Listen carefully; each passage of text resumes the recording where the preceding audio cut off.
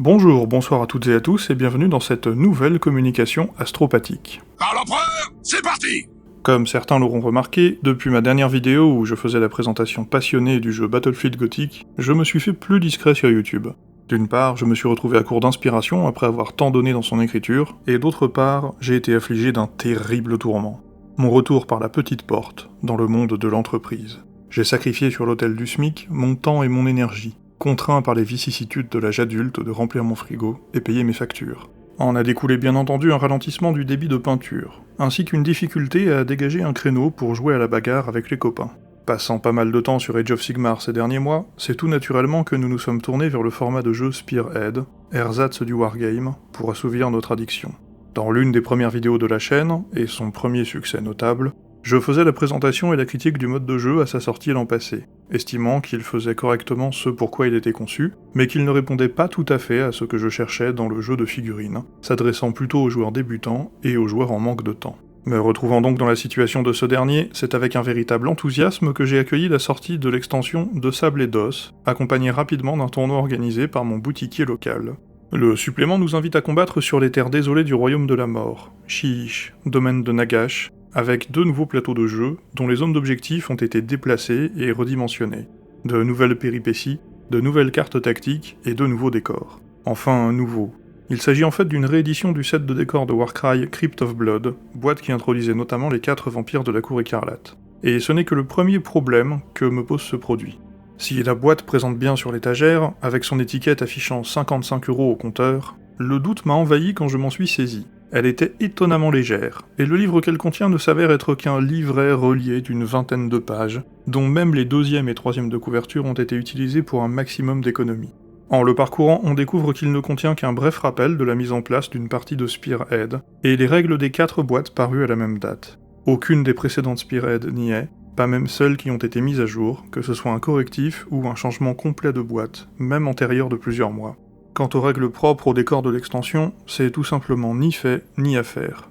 La manière dont vous déployez la crypte de sang se résume à son apparition sur le petit schéma représentant le plateau d'Ossia, sans la moindre annotation ou explication. Quant à l'icône de New Lamia, c'est dans les cartes de péripéties du sous-monde de Dolorum, l'autre plateau, qu'on y trouve la mention du placement de ce décor. Aussi, je soupçonne le livret de contenir une coquille, car il demande aux joueurs de se répartir, entre les clôtures et les murs, le petit de l'un et le grand de l'autre, ou l'inverse. On aurait pu s'attendre à ce que les grilles donnent un couvert et que les murs soient occultants, mais non, aucune différence n'est faite dans leurs règles. Les petits éléments, peu importe de quoi ils sont faits, ont le couvert, et les grands l'occultant. Avant de développer le problème des cartes, parlons un peu du plateau. Visuellement, je trouve le côté vert, celui de Dolorum, assez joli. Par contre, la qualité du produit est catastrophique, puisque lors de son premier dépliage sur la table de jeu, la couche supérieure du carton, qui est imprimée, s'est déchirée sans effort ni mauvaise manipulation. D'autres joueurs m'ont confirmé avoir rencontré la même fragilité du produit. C'est quand même dommage que dans une boîte à 55 balles, qui contient un vieux livret mal branlé et 2 murets qui se battent en duel, le carton lui-même soit de mauvaise qualité. Bon, je me suis fait couillonner par Games Workshop sur cet achat, mais en termes de règles, de mécanique, de suppléments de jeu en lui-même, au travers des cartes tactiques et des cartes de péripéties, ça doit bien valoir le coup, non ? Après tout, l'éditeur salue les performances notables et les retours positifs du mode de jeu dans son dernier rapport financier. Il doit avoir fait du bon travail de ce côté-là pour ne pas miner davantage la réputation d'Age of Sigmar. L'effarement à la première lecture de certaines cartes s'est transformé en grogne au fil des parties. La puissance de l'ordre Vitesse de la mort, qui permet à la fin de n'importe quel tour de désengager sans contrepartie une unité et de la téléporter n'importe où sur le champ de bataille, a complètement retourné et enterré plusieurs de mes parties, pour un joueur comme pour l'autre. Et puis qu'est-ce que c'est que cette explication-là ? Quand la mort vient, il suffit de se laisser porter. Bordel, mais quand Games Workshop a dit qu'il se refuserait à l'usage de l'IA générative, soi-disant pour protéger ses artistes, c'était visiblement aussi et surtout pour protéger les nuls qui travaillent sur les jeux. Regardez-moi ça, 3 lignes de prompt, et GPT a fait du meilleur boulot. Et il conclut par « Ça mérite une tombe littéraire, putain il a d'être ça ». La carte la plus idiote de toutes, c'est une péripétie de Dolorum, qui octroie un point de victoire par unité détruite ou remplacée au cours de la bataille dans votre armée. Pour vous donner un ordre d'idée, la capture d'objectif ou la complétion de toutes les tactiques de bataille rapporte au mieux 3 points de victoire chacune par round, si votre adversaire est un squig. Cette péripétie m'a déjà donné 5 points de victoire lorsque je jouais la Spearhead des Daughter of Cain, l'essentiel de leurs unités ayant la capacité renfort permettant de les remplacer. 5 points de victoire en plus de la capture et des cartes de tactique, puisqu'il me restait alors encore 2 unités fraîchement renforcées et en pleine capacité. 5 points de victoire, ça représente entre 1/3 et 1/4 de ce qu'un joueur pourrait normalement scorer au cours d'une partie. Tirer une carte qui nous dit « Bien joué, vous avez gagné », ça remet très vite en question l'investissement en temps et en argent pour se faire une Spearhead. Et voilà tout ce que vous aurez pour 55 balles. C'est un achat que je regrette véritablement, loin du sentiment de culpabilité que l'on peut avoir en sortant d'une boutique de figurines.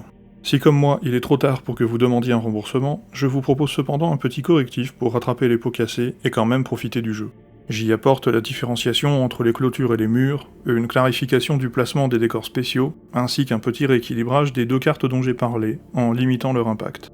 Le lien de téléchargement du PDF est en description, c'est cadeau. Spearhead est depuis le départ sur le fil, à la limite de ce qu'est un wargame, sans narration, mais avec de jolies figurines. S'il me faut au moins 2 de ces 3 éléments pour avoir mon attention, l'éditeur devra veiller à ne pas saboter les règles du jeu, sinon il n'aura plus que des figurines comme argument, et pas de chance, elles ont tout autant leur place dans les jeux agnostiques, Age of Sigmar lui-même, éventuellement The Old World, ou même Warcry. J'espère qu'on aura un jour des nouvelles de ce dernier. Les joueurs étant dithyrambiques à son sujet, j'ai bien envie d'y goûter, quitte à me contenter de ce qui est déjà sorti si le jeu disparaît. S'il compte le remplacer par Spearhead, au vu de l'extension en question, je pense qu'on va clairement y perdre au change. En attendant, je vous invite à vous abonner, liker, commenter, partager. Et je vous dis à la prochaine, si l'empereur le veut.